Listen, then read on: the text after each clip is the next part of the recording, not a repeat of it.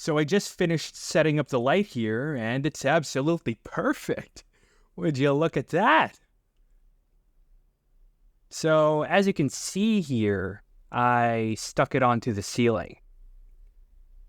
And it hasn't fallen off so far. And this is the power cord. It's connected to the other one where you can attach the power outlet here to either one of the outlets here that's hidden pretty well.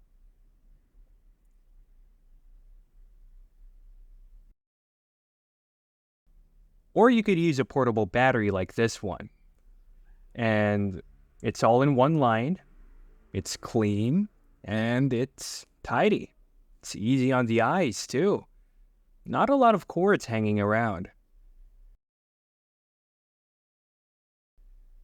And I've set them up here in the general area of the motorhome to give me more light, especially when I'm cooking. So we've cleaned up the cooking area here, and between you and me, I'm pretty excited for the cooking episode. I'll get to show you guys my chef skills. So I can't wait for that.